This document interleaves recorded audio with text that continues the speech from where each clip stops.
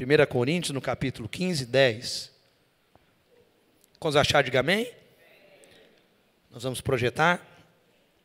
A palavra do Senhor diz em 1 Coríntios 15, 10. Mas pela graça de Deus sou o que sou. Fala para o seu irmão, mas pela graça de Deus nós somos o que somos. Olha o que Paulo continua dizendo. Pela graça de Deus eu sou o que sou, porque que me foi concedida, ela não se tornou vã. Antes trabalhei muito mais do que todos eles. Quem, irmãos? De quem que Paulo está falando aqui? Dos outros apóstolos. Pela graça de Deus eu trabalhei antes mais do que eles. Olha o que ele continua dizendo. Não eu, mas a graça de Deus comigo. Amém, irmãos? Coloca a mão no seu coração. Pai, nos traga nessa noite espírito de sabedoria, de revelação, para que com clareza nós venhamos compreender a Tua palavra. Senhor, nos direciona nessa noite. Ó, doce Espírito, coloca em nós o Teu coração, Pai, para que nós venhamos com clareza entender a Tua palavra. Nos direciona. E Espírito Santo, fala aquilo que está no Teu coração, Pai, no nome de Jesus. Amém, irmãos? Eu quero trazer uma palavra ao seu coração nessa noite. Eu quero perguntar para você. Será que existe contradição entre graça e recompensa? À primeira vista, quando nós falamos de graça e nós falamos de recompensa, parece dois conceitos opostos, dois conceitos muito paralelos. Então, pois a graça é receber algo pelo favor imerecido, enquanto a recompensa inclui muitas vezes o mérito pessoal. Então, nós temos ensinado há muitos anos que a salvação é dom de Deus. Nós temos ensinado há muito tempo que a salvação é pela graça.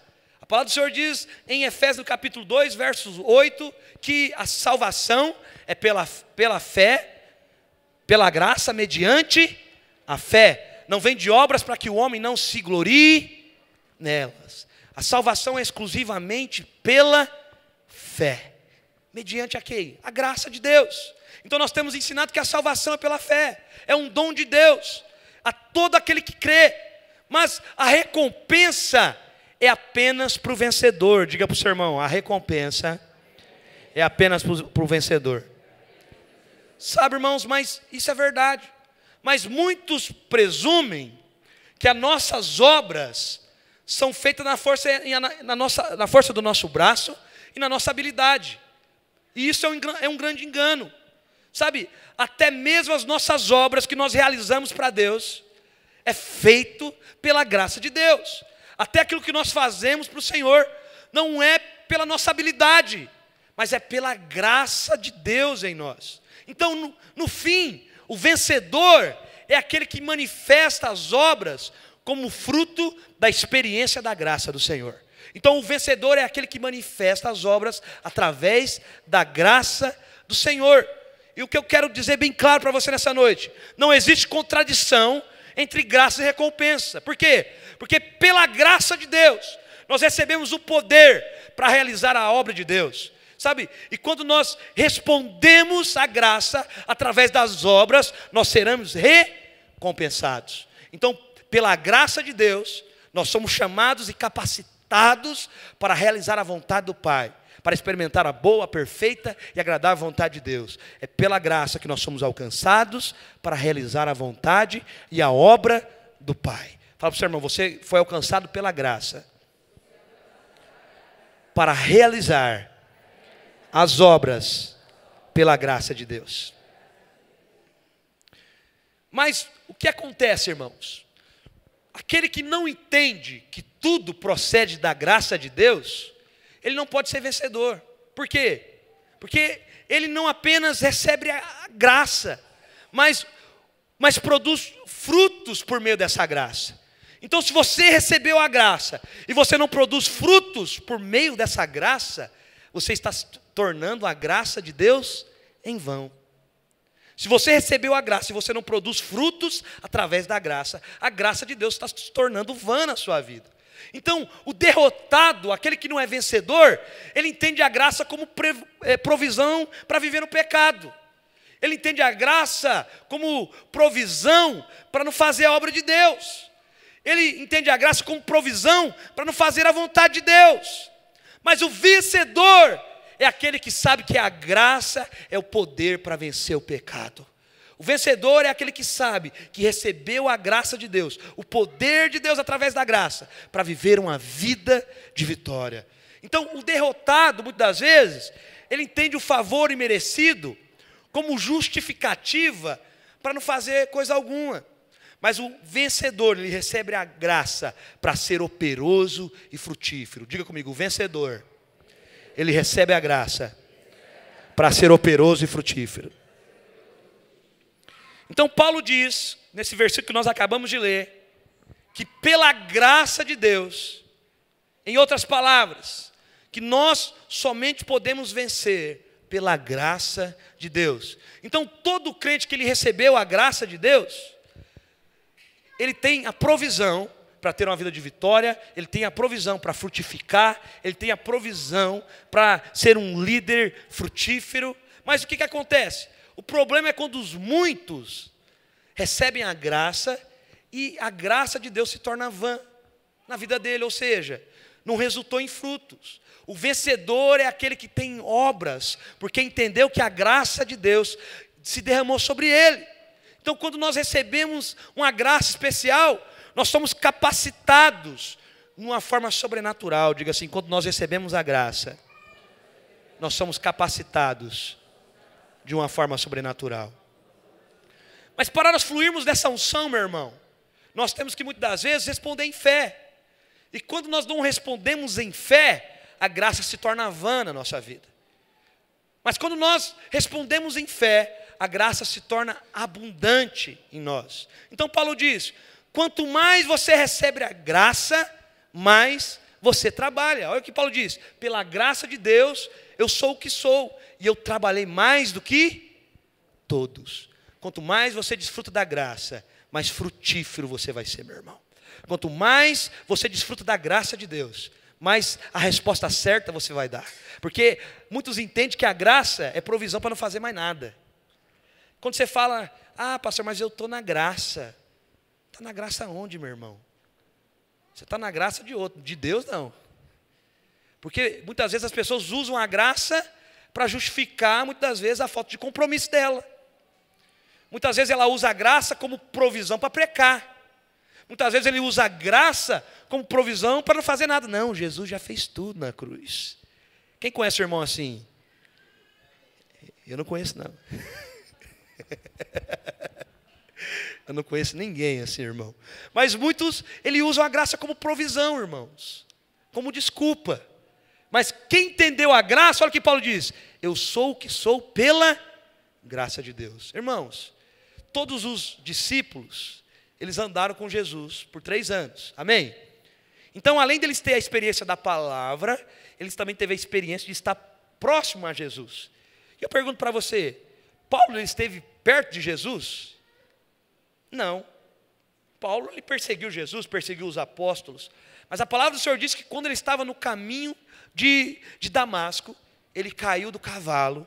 E a palavra do Senhor diz que Jesus veio até ele e ele conheceu Jesus. E a partir daquele momento ele nasceu de novo, se arrependeu. E a partir daquele momento, irmãos, Paulo foi o apóstolo que mais frutificou na Bíblia. Paulo foi o maior de todos os apóstolos. Por quê, irmãos? Se você pegar dos 33 livros do Novo Testamento, quantos foram escritos por Paulo? 13. Quase a metade. E para os outros discípulos? Poucos. João escreveu uma quantidade boa, Pedro escreveu uma quantidade boa. Mas o que acontece? Mas Paulo disse, eu sou o que sou pela graça de Deus. Então Paulo, ele foi aquele que entendeu mais a graça de Deus. E por desfrutar da graça, do favor imerecido, ele foi aquele que deu mais a resposta pela graça. Por isso que ele foi o mais frutífero. A graça não é provisão para você não fazer. Diga para o seu irmão, a graça não é provisão para você não fazer. Assim, a graça é a provisão para você fazer. Vou dar um exemplo para vocês. Um exemplo. Hoje na igreja nós temos um trabalho com crianças. Os irmãos estão lá no fundo agora fazendo culto kids. Mas suponha que você queira trabalhar com as crianças. Mas simplesmente você não gosta do trabalho. Então, o que eu quero dizer para você? Por favor, irmã, não se envolva. Por quê? Porque você não teve revelação. Então, quando você fazer, você vai fazer por você. Você vai fazer, às vezes, por alguém que está mandando você fazer. Você não teve revelação. Você não recebeu graça para isso. E muitas vezes, por não receber graça para isso, o que acontece? Você vai, às vezes, deixar as irmãs e picar a muleira. Por quê? Porque você não teve revelação. Então, aquele que recebe a graça, o favor de Deus para fazer algo, ele vai sentir alegria e encargo ao fazer. Sabe? Hoje, por que nós vamos ser uma igreja que nós vamos avançar muito nessa cidade? Porque com certeza nós temos líderes alegres por fazer o que faz. Temos líderes que têm encargo toda terça-feira, todo domingo. Semana eu estava conversando com o irmão Anderson. Ele começou a fazer a faculdade agora de agronomia. Ele domingo passado ele falou: pastor, eu vou começar a fazer a faculdade, a minha célula é na terça, eu não vou conseguir fazer. Mas eu posso fazer no sábado? E eu ainda meio carnal, ainda na hora, eu falei: ô Anderson, não, mas se ficar difícil para você, irmão, nós libera o Fernando lá. Eu falei com ele: não, pastor, mas eu não posso parar de fazer, pastor. Eu amo a minha célula, eu tenho que fazer, pastor. Então, irmãos, por que ele vai fazer? É porque é um peso para ele? Não, porque é uma alegria, é um prazer para ele fazer.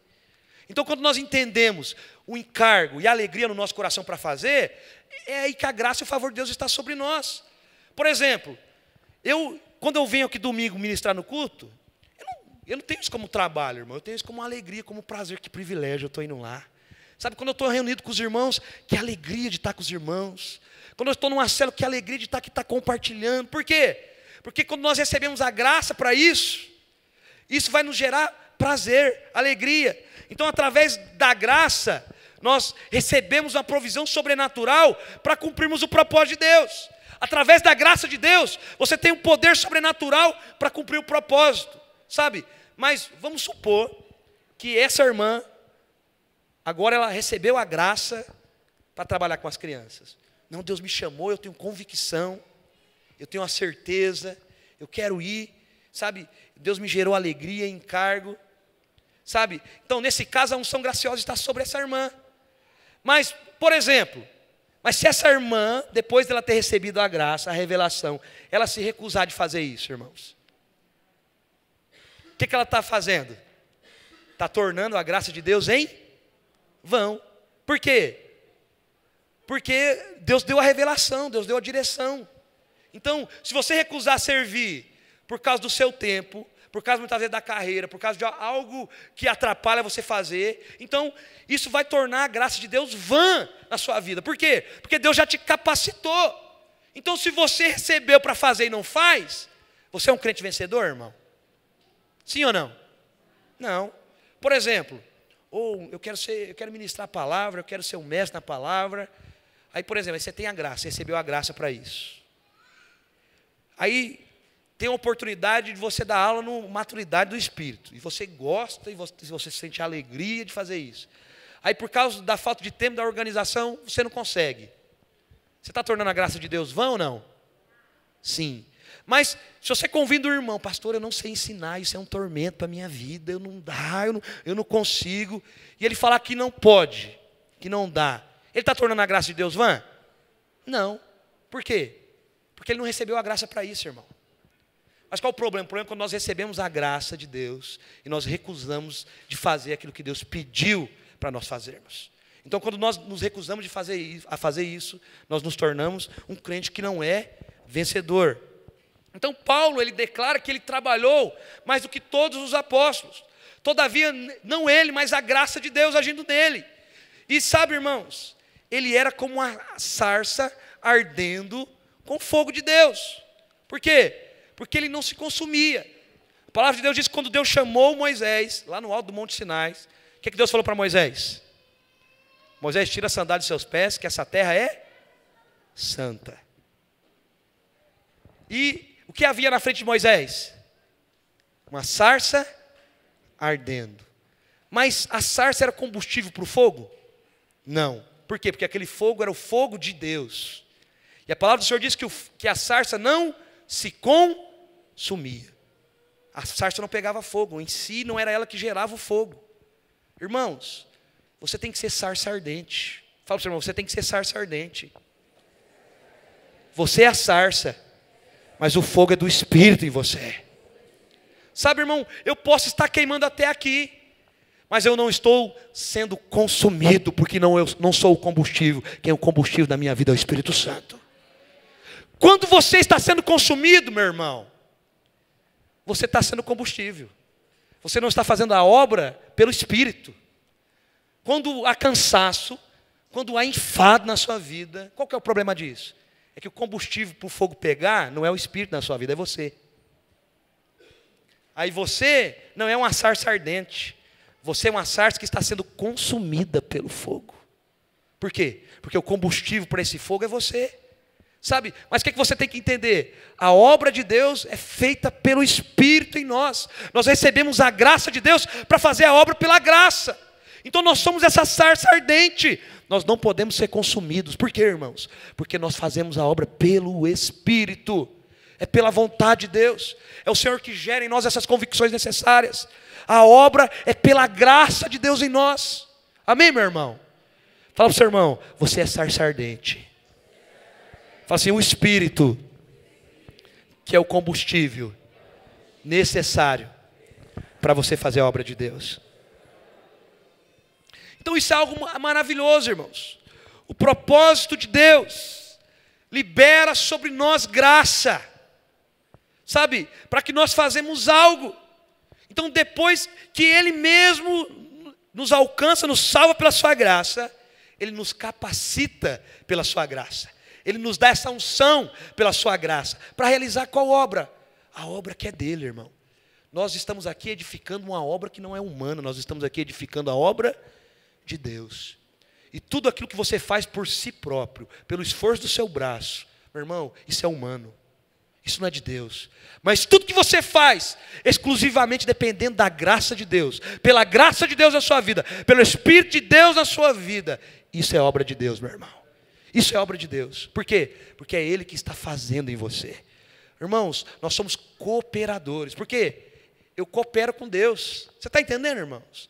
Você é cooperador de Deus. Você só coopera com o propósito dEle. Ele te conduz para fazer essa obra. Então é Ele que nos capacita para realizar essa obra. Sabe, no fim de tudo, tudo vai gerar recompensa para nós. Sabe, por quê? Foi uma obra que Ele mesmo fez. Por isso que a palavra do Senhor diz em Apocalipse que naquele dia nós vamos colocar as nossas coroas diante do Senhor. Por quê, irmãos? Porque só Ele é digno de receber toda a glória. Por que Ele é digno de receber toda a glória? Porque foi Ele que fez toda a obra em nós. Ele é digno de toda a glória, porque Ele faz toda a obra. Amém, meu irmão? Então, se Ele quer receber glória, Ele vai capacitar você e vai fazer em você toda a obra que precisa ser feita. Amém, meu irmão? A obra é de Deus. É Ele que vai fazer em você. Você vai ver vários homens na Bíblia, quando foram chamados, eles não tinham capacidade humana alguma. Eles não tinham, às vezes, palavras para falar. A palavra do Senhor diz que quando Deus levanta Moisés, Moisés fala, Senhor, eu sou um homem de lábios travados, eu não consigo falar. Mas o Senhor falou, eu vou te conduzir, Moisés. Você vai usar a sua boca para falar aquilo que eu falo para você falar.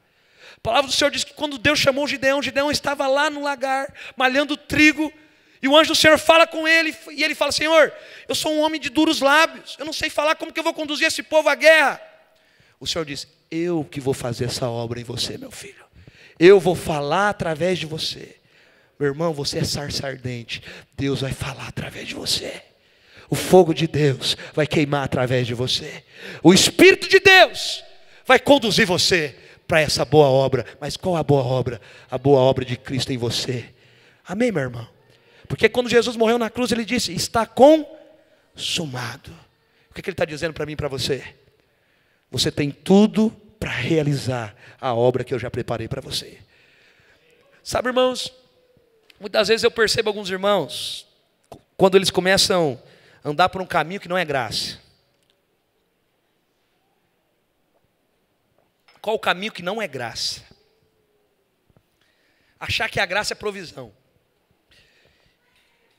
Eu estava até comentando com os irmãos no presbitério sexta-feira, que eu nasci numa igreja. Nós damos muita risada junto sexta-feira. Fernando lembra disso, até a Sandra. Que quando a pessoa dizimava, nós colocávamos as cartolinas lá na parede, o nome de todos os membros da igreja, aí colocava janeiro, fevereiro, março, abril, dezembro, janeiro, até dezembro, irmão.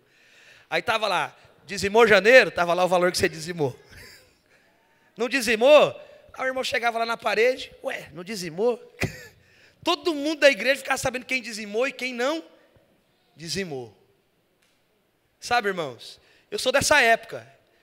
Eu estava falando para os irmãos, e essa semana eu estava falando para alguns irmãos, irmãos, eu conheci a lei num ponto muito radical.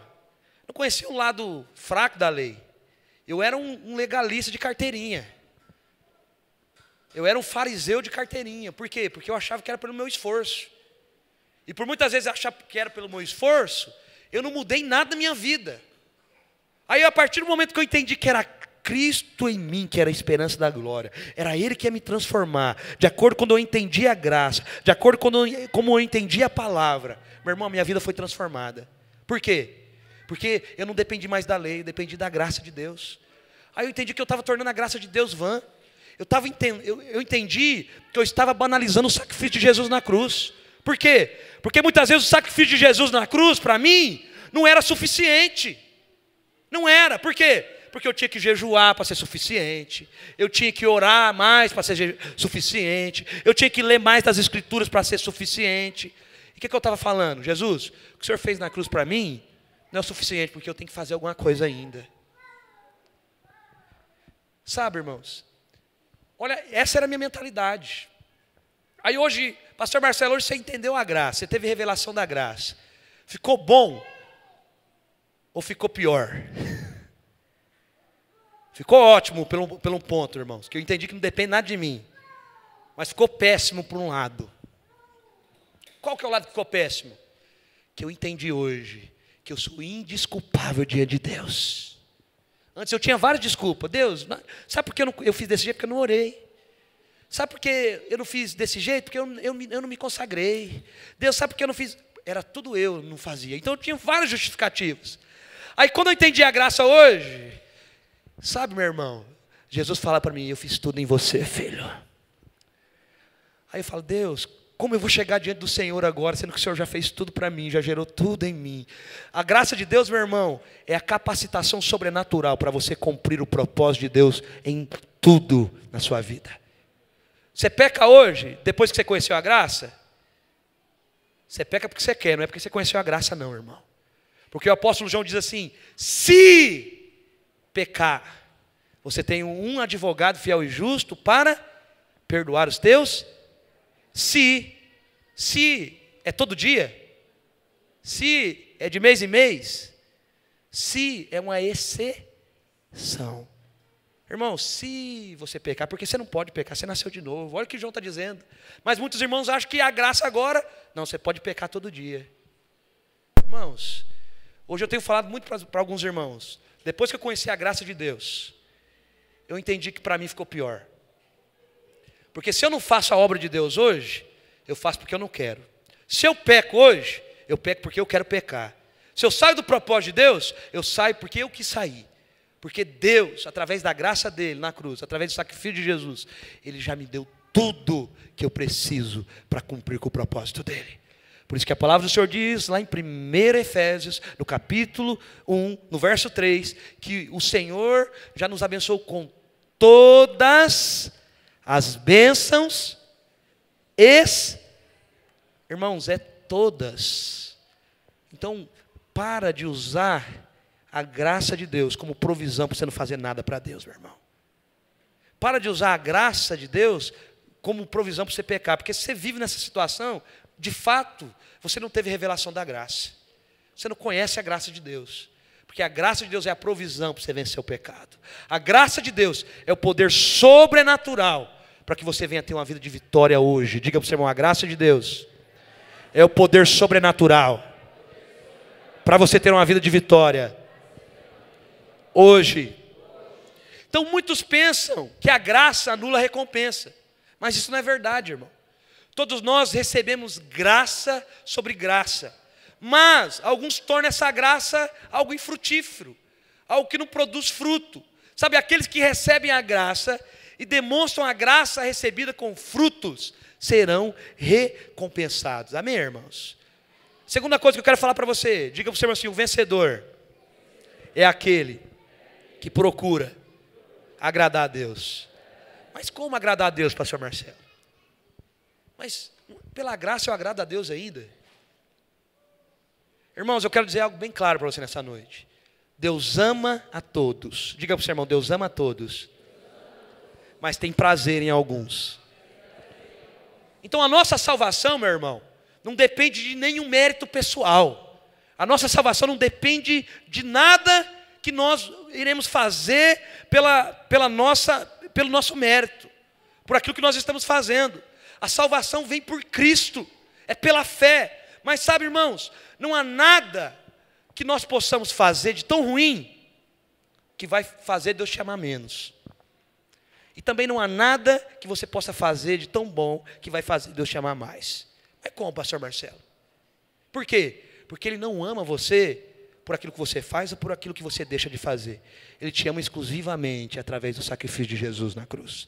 Ele te ama por aquilo que Jesus fez. Por isso que a palavra do Senhor diz que Deus amou o mundo de tal. Porque Ele amou você, irmão? Porque Ele deu a vida do unigênito lá na cruz, para que todo aquele que nele crê não pereça, mas tenha vida eterna.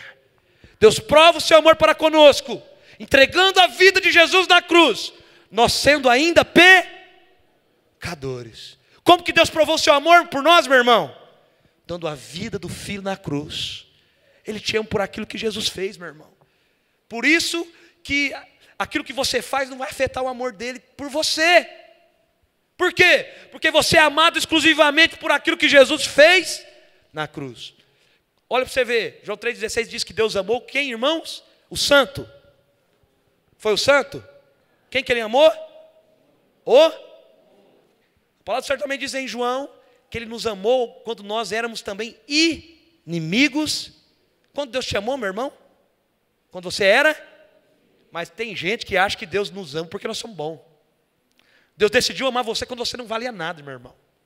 Deus decidiu me amar quando eu não valia nem o último grão de arroz de um pacote. Deus decidiu me amar quando eu era inimigo dele. E por eu ser inimigo, Ele fala: não, eu vou fazer a obra na vida desse homem. Eu vou fazer a obra na vida dessa mãe. Eu vou dar meu filho para morrer no lugar dele. Ele merece morrer, mas eu vou provar meu amor por ele. Eu vou morrer no lugar dele. Isso é provar o amor, irmão? Claro que é provar o amor. Deus te amou através de Cristo. Fala para o seu irmão: Deus te ama através de Cristo Jesus. Sabe, o Senhor nos amou quando nós éramos inimigos. E hoje Ele nos ama ainda mais. Por quê, irmãos? Porque hoje nós somos filhos de Deus. Diga para o seu irmão: você é filho. Fala assim: Deus te amava quando você era inimigo dEle. Mas hoje Ele te ama mais ainda, porque você é filho. Irmão, Deus ama todos os filhos de certo modo por igual. Mas existe alguns filhos que Deus tem prazer. Fala para o seu irmão: existe alguns filhos que Deus tem prazer. Sabe, às vezes os nossos filhos, eu como filho, agora como pai também, a Nath está grávida, nós aprendemos desde muito cedo que nós somos amados pelos nossos pais, independente daquilo que nós fazemos. Mas um filho, você como filho, sabe que uma coisa é o amor do seu pai, e outra é você ter o prazer do seu pai. Uma coisa é ser amado, outra coisa é ser aprovado pelo pai.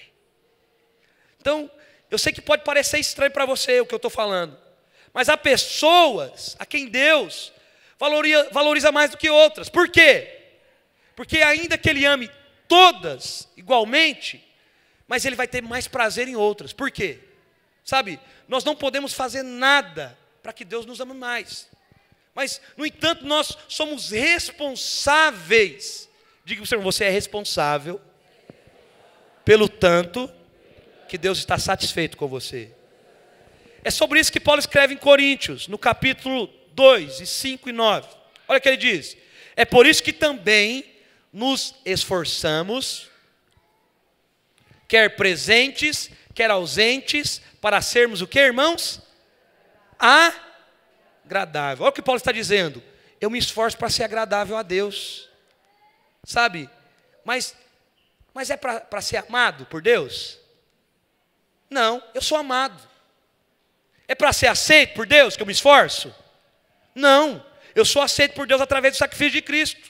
É para ser perdoado que Paulo está dizendo isso, irmão? Sim ou não? Não, eu já sou perdoado. Mas por que Paulo está dizendo isso?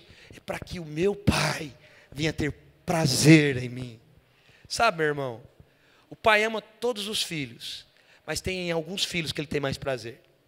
Porque tem filhos, muitas das vezes, que não se importa com o que o pai pensa. Tem filhos, muitas das vezes, que não se importa com aquilo que o pai deseja.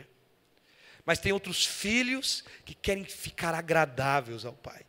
Sabe, nem sempre é uma questão de fazer algo. Às vezes só é uma questão de relacionamento. Porque muitas vezes nós agregamos a obra de Deus sempre fazer e fazer. Mas ser agradável a Deus, sabe, agradar a Deus, é você se importar com aquilo que está no coração de Deus, meu irmão. Mas muitas vezes nós somos filhos. E muitas vezes nós não nos preocupamos com aquilo que está no coração do nosso Pai. Olha o que Paulo continua dizendo.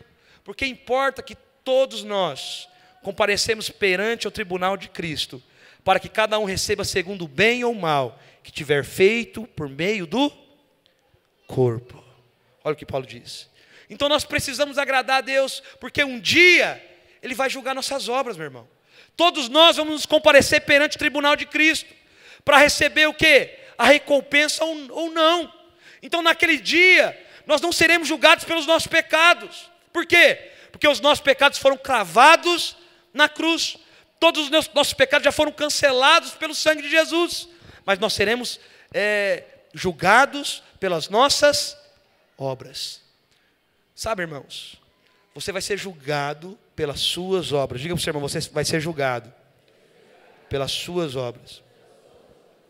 Sabe, irmão, e naquele dia o Senhor irá perguntar para você, irá perguntar para mim: Marcelo, o que você fez com a graça que eu te dei na sua vida? O que você fez com o poder que eu te dei para cumprir o meu propósito?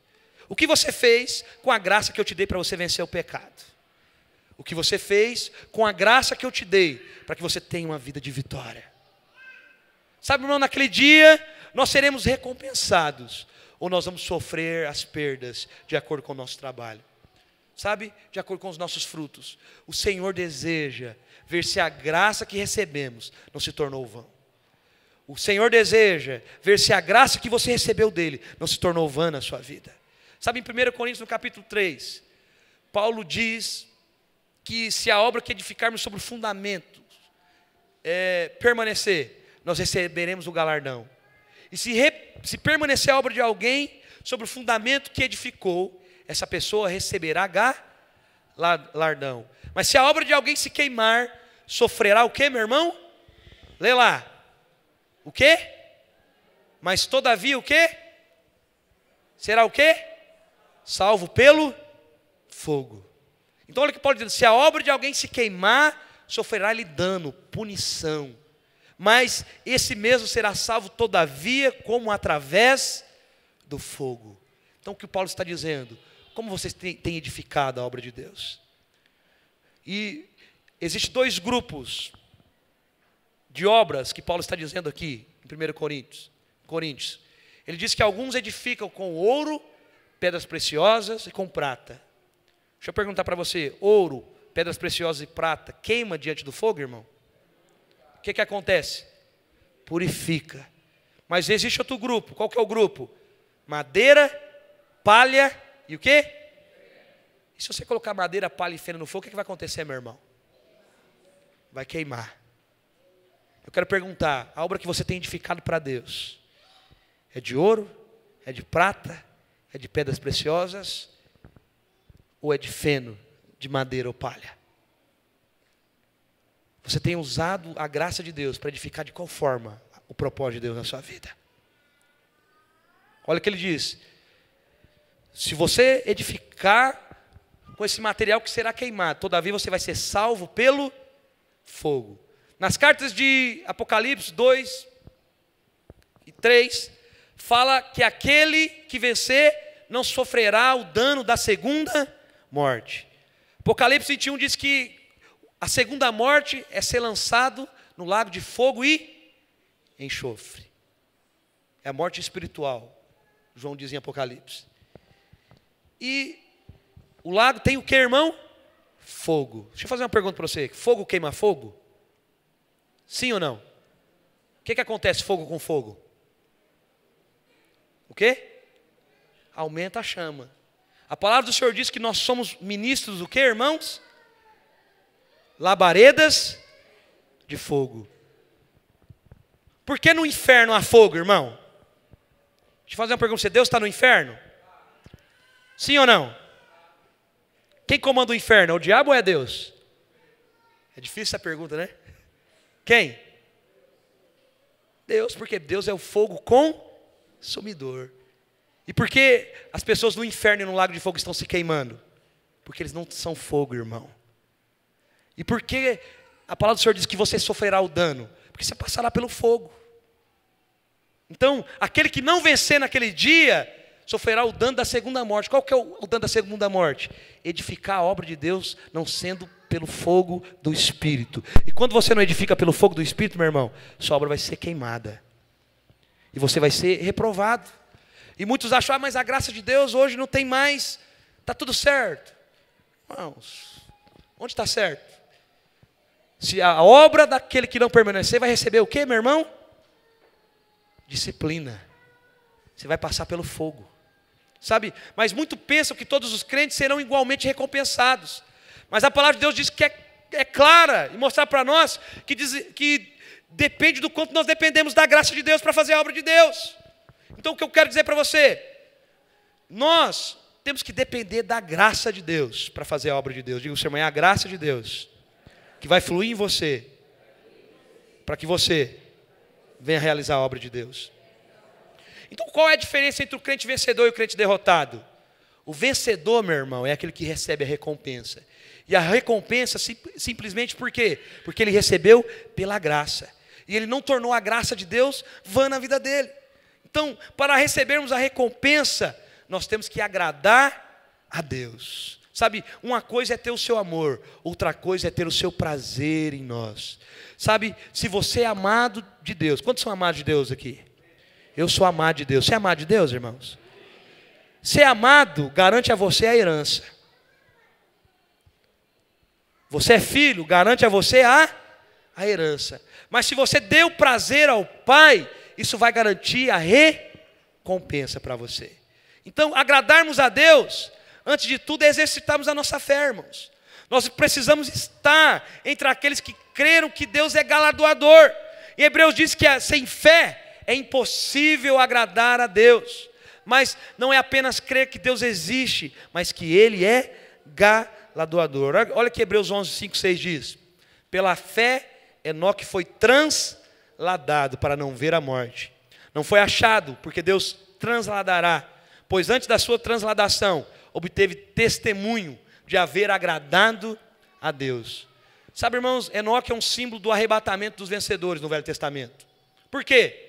Porque ele foi transladado. Ele obteve testemunho de haver agradado a Deus. Sabe, por que os vencedores vão ser arrebatados? Por primeiro, porque eles tiveram um testemunho que agradaram a Deus. A palavra do Senhor diz que Enoque também passou pelo dilúvio, mas ele não sofreu com o dilúvio. Mas existe outro homem que na época do dilúvio esteve lá. Quem foi, irmãos? Noé. Noé aponta para os crentes que vão passar pela grande tribulação. Noé aponta para os crentes que não são vencedores. Noé aponta para os crentes que tornam a graça de Deus em vão. Sabe, deixa eu fazer uma pergunta para você. Noé sofreu com o juízo de Deus no dilúvio? Sim ou não? Não. Por quê? Porque Deus construiu uma arca para Noé e Deus protegeu Noé. Mas o mundo sofreu com o juízo de Deus. Então, se você não vencer, se você não depender da graça de Deus para vencer, a palavra do Senhor diz que o Senhor Jesus vai vir arrebatar a sua igreja. E se você tornou a graça de Deus em vão, você vai ficar nesse mundo. Você não vai sofrer o juízo de Deus, mas você vai estar na grande tribulação. Você vai ser perseguido pelo diabo. Você não, irmão. O que não vencer. O que não vencer será perseguido pelo diabo, pelo anticristo, pela besta, pelo falso profeta. E a palavra do Senhor diz que serão dias que teve que ser abreviados, porque senão toda a raça humana ia ser extinta. Se você ler Apocalipse 11, você vai ver que aqueles que venceram foram tirados por primeiro, mas aqueles que tornaram a graça de Deus em vão, ficaram para trás, irmão. Eu quero perguntar para você, você quer ser um crente que venceu, ou você quer ser um crente derrotado? Quero fazer uma pergunta para você, você tem tornado a graça de Deus vã na sua vida, ou você tem usado a graça de Deus para cumprir o propósito de Deus? Olha o que Hebreus 11 diz: de fato, sem fé é impossível agradar a Deus, porquanto é necessário que aquele que se aproxima de Deus creia que Ele existe e que se torna galardoador dos que o buscam.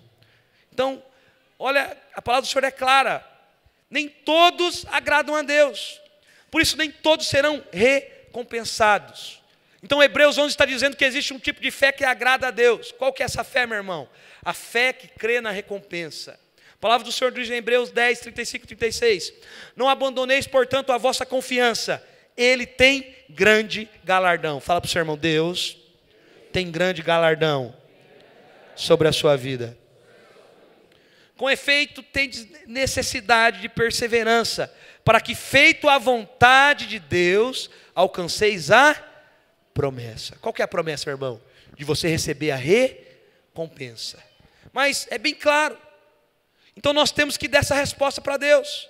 A palavra do Senhor diz em Hebreus 11, 24 e 26, que pela fé, Moisés, quando já foi homem feito, recusou seu chamado, ser chamado de filho da filha de Faraó, preferindo ser maltratado junto com o povo de Deus, a usufruir dos prazeres transitórios do pecado, porquanto considerou opróbrio de Cristo por maiores riquezas do que os tesouros do Egito, porque contemplava o galardão. Por que Moisés fez o que fez, irmãos? Claro que ele fez o que fez porque ele creu, mas também ele acreditava que ele ia receber recompensa, que ele ia receber galardão. Então, o faraó que viveu no tempo de Moisés foi Ramsés II. E hoje, se você for lá no Egito, você vai ver apenas algumas estátuas caídas no chão. Você vai ver às vezes a múmia de Manassés II. Mas a palavra do Senhor diz que quase um tempo depois, 400 anos depois, a palavra do Senhor diz que Moisés estava no monte da transfiguração com quem, meu irmão? Com Jesus. Ramsés foi esquecido pela história, pelo passado, mas Moisés recebeu o galardão. Recebeu o galardão. E através dele Deus direcionou um povo. E ele recebeu recompensa. Sabe, irmão, nós temos que fazer porque nós somos filhos. Mas nós temos que entender que a graça de Deus também vai nos dar recompensa. Amém, meus irmãos? Sabe, nós não devemos pensar na recompensa como algo que tem que nos atrair. Sabe, nós não devemos pensar também que a recompensa também será só no céu. Certa vez Pedro perguntou a Jesus: Jesus, o que aqueles que deixaram tudo pelo Senhor vão receber? A palavra do Senhor diz lá em Marcos, no capítulo 10, versículos 38 e 30. Então Pedro começou a dizer-lhe: eis que nós todos deixamos tudo e te seguimos. Tornou-se Jesus: em verdade vos digo, que ninguém há que tenha deixado casa, irmãos, ou irmãs, ou mãe, ou pai, ou filhos, ou campos por amor de mim e por amor do Evangelho, que não receba já aonde, irmãos? Aonde? No presente. É só no céu, irmão? Sim ou não? É aonde?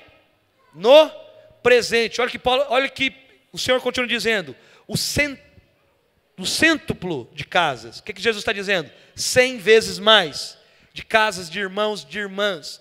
Então olha o que Jesus está dizendo: a recompensa não é só no céu, mas também é aqui na terra. Sabe, meu irmão, eu não sou pregador de prosperidade, eu sou pregador de recompensa. Qual que é a recompensa? A recompensa que Jesus está dizendo. Jesus está dizendo que é no céu, mas também aqui na terra. Diga para o seu irmão: se você não tornar a graça de Deus em vão, você vai receber recompensa no céu e aqui hoje. Sabe, mas não pense que todo aquele que prega o evangelho, prega por causa do Senhor. Sabe, alguns que pregam o evangelho para receber glórias de homens. Alguns que buscam o seu lucro financeiro. Alguns que pregam o evangelho como muitas vezes uma forma de negócio. Mas não é dessas pessoas que Jesus está dizendo. É por amor, meu irmão. É por amor. Sabe, só uma pessoa que muitas vezes deixa de descansar o final de semana, está aqui hoje ou está na sua célula, você tem que fazer por amor. Fala para o seu irmão, é por amor. Então quando nós fazemos por amor, o Senhor Jesus disse que nós seremos recompensados. Não é por interesse, eu faço por amor. Sabe, irmão, eu aprendi um princípio na minha vida. Eu escolhi cuidar das coisas de Deus. E eu falo, o Senhor cuida das minhas coisas. Sabe, muitas vezes eu estou precisando de muitas coisas. E muitas vezes por amor eu renuncio, às vezes tacanate. Renuncio, às vezes de descansar. Para pregar o evangelho, para fazer a vontade de Deus. E sabe o que eu percebo, irmãos? Muitas vezes eu renuncio de tacanate quando eu chego em casa, para ter um tempo com ela. Muitas vezes o Senhor multiplica esse tempo em 100 vezes mais. Muito tempo nós conversamos coisas que nós não tínhamos nem conversado. Por quê? Porque por amor eu decidi viver pelo evangelho. Por amor eu decidi viver a vontade de Deus. Aí o que acontece? Como eu faço por amor, o Senhor me deu uma esposa que é compreensível quando eu não estou com ela. O Senhor me deu uma esposa que quando às vezes eu estou com os irmãos, sexta-feira nós estávamos lá na chácara, voltamos 2h30 da manhã, às vezes ela deixa lá minha roupa esperando, o meu marido vai chegar. Sabe por quê, irmãos? Porque eu creio que o Senhor, Ele vai dar a recompensa por aqueles que pregam o evangelho e vivem a sua vontade em amor. Sabe, o Senhor vai dar uma esposa segundo o coração dele. O Senhor vai multiplicar, não vai faltar nada para você. Não estou falando que o Senhor vai fazer de você um milionário rico, mas eu estou dizendo que Ele vai cuidar de você. Diga assim, Deus cuida de mim, nas sombras das suas asas. A palavra do Senhor diz que Ele cuida dos pardais, dos lírios do campo, meu irmão. Será que Ele não vai cuidar de você? Será que Ele não vai dar aquilo que você precisa? A palavra do Senhor diz que nem o seu próprio filho Ele poupou por amor de nós. Todavia, Ele não dará para nós todas as coisas. Irmãos, Cristo é tudo. Diga assim, Jesus é tudo para mim. Se Jesus é tudo, por que Ele não vai dar aquilo que você precisa, meu irmão? Sabe, não transforme a busca por essa recompensa numa barganha com Deus. Não queira barganhar com Deus por causa da recompensa. Mas viva por amor no evangelho. Viva a vontade de Deus na sua vida. Viva aquilo que o Senhor destinou para você. Amém, meu irmão? Então, Deus, Ele não tem compromisso com aqueles que querem usá-lo. Mas Ele tem compromisso com quem quer ser usado por Ele. Diga para o seu irmão, se você quer ser usado por Deus, fala assim, eu quero ser usado por Deus. Eu quero ser usado por Deus. E se eu quero ser usado por Deus, eu creio que Deus tem um compromisso comigo, meu irmão. E se eu quero ser usado por Deus, Ele vai me usar, Ele vai usar você. Ele tem um compromisso com você. Ele tem um compromisso de te capacitar. Ele tem um compromisso de te encher de verdade. Ele tem um compromisso de encher você de graça. Ele tem um compromisso de encher você de unção, de encher você de verdade e graça, para que você venha cumprir com o propósito dEle. Se você quer ser usado por Ele, Ele tem um compromisso com você. Eu creio no nome de Jesus que Ele tem um compromisso com você. Amém, irmãos? Para terminar, eu quero dizer para você, aquele que é filho, aquele que é vencedor, ele entende que ele tem que viver pela herança ou pela recompensa. Sabe, irmãos, existe um paradoxo na palavra de Deus. Eu me refiro entre herança e recompensa. A herança é algo que nós recebemos inteiramente de graça. Diga comigo, herança é algo que eu recebo pela graça. Então, a graça de Deus é a única razão que nos faz sermos filhos amados de Deus. Mas uma vez que nós somos filhos, nós somos também herdeiros. Então a recompensa, por outro lado, depende das nossas obras, realizadas pela graça de Deus. Sabe? Mas lembre-se disso, as obras não são nossas, mas são pela graça de Deus em nós. Amém, meus irmãos? O Salmo 127 diz que a herança do Senhor são os filhos, o fruto do ventre. Então, nós somos filhos de Deus. Quem é filho de Deus, diga amém. Diga, eu sou filho de Deus. E por ser filho, eu sou herança do Senhor.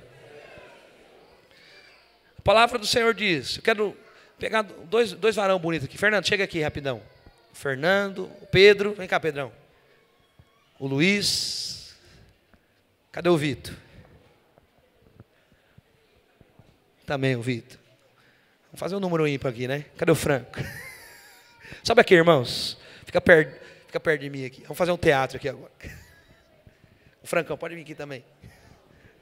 Pode vir aqui.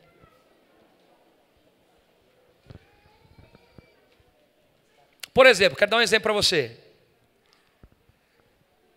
É um teatro, irmão, entenda. Eu não estou fazendo... Depois não sai daqui falando que eu estou falando conversa, heresia. Eu vou dar um exemplo para você entender o que eu vou falar agora. Eu sou um pai muito rico. Oh, aleluia, hein? Diga amém aí, irmão, pelo amor. E eu sou um pai muito rico. E esses 5 meninos bonitos, lindos, cheios do Espírito Santo, que são meus filhos. Você pode dizer aleluia, irmão? Pela vida dos irmãos. E eu sou dono de uma grande empresa. E essa empresa arrecada milhões e milhões. E os meus filhos ainda são crianças. E de repente, uma certa manhã, eu chego lá no quarto e falo assim: meus filhos, já deu horário, vão estudar. Aí de repente o Fernando falou: pai, eu vou estudar. E os outros 4: mas pai, eu vou estudar. Agora, porque eu tenho que ir na escola, pai. Mas levanta, aí eles levantam. Fica lá, Fernandão. Aí de repente, o papai chega em casa e fala assim: filhos, quem quer passear com o papai? Aí de repente, o Franco fala: ah, pai, eu estou fazendo um negócio aqui, não dá agora, pai. Aí o Vitor fala: não dá. Aí o Luiz fala: não, ah, pai, eu tenho outras coisas para fazer, não dá para me passear com você agora. Aí o Pedro fala: não vou também, pai. Mas aí o Fernando de repente fala: não, pai, eu vou, pai. Eu quero passear com o senhor, papai. Eu quero. Entendo que eles são crianças ainda, irmão. É verdade, né? Baixar um pouquinho. Aí de repente, irmãos, passaram-se os anos. Todos são filhos, amém? Se eu morrer hoje, todos têm direito da herança? Por quê? Porque são filhos. Mas aí os anos se passaram. Um foi para lá, outro foi para cá. Mas o Fernando, aquele filho que sempre se interessou pela vontade do pai, diz: pai, quando eu crescer eu quero ser como o senhor. Quando eu crescer, eu quero fazer aquilo que o senhor faz lá na sua empresa. Eu quero estar com o senhor, eu quero servir você. E os outros 4 filhos falam: ah, eu quero ser outra coisa, eu quero fazer algo, eu vou para outro lugar. Volta lá. Aí de repente, irmãos, eu bem velhinho, todo homem igual estão agora, e eu bem caduquinho, estou na frente daquela empresa, e chega um momento que eu decido algo. Eu falo: meus filhos, a partir de hoje, eu quero fazer o testamento. E eu quero dizer para vocês que tudo que eu tenho, a partir de hoje, vão ser de vocês. Sabe? Mas o que acontece? Aí eu chego como pai e digo: mas existe outra coisa. Mas eu vou ter que escolher um de vocês para ser o presidente da empresa. E eu vou escolher. Deixa eu fazer uma pergunta para você. Precisa fazer votação para escolher quem que eu devo colocar? Quem que eu devo colocar como presidente da empresa? Por quê? Porque a vida dele foi viver o quê, meu irmão? Para a vontade do Pai. Aí chegou nesse momento, mas eu quero dizer para vocês, o Fernando sempre andou do meu lado. E a partir de hoje, vocês da empresa vão receber o mesmo lucro, mas todas as decisões vão ser passadas pelo Fernando. Porque ele foi o filho que sempre esteve do meu lado, sempre ele buscou meus interesses. Foi o filho que mais me agradou. Por quê? Ele me agradou porque muitas vezes eu queria estar perto, eu queria a atenção de vocês não me deram atenção, vocês não fizeram aquilo que eu pedi. Mas o Fernando, a vida inteira dele, ele fez aquilo que eu pedi. Pode chegar lá. Dá uma salva de palmas para os irmãos aí.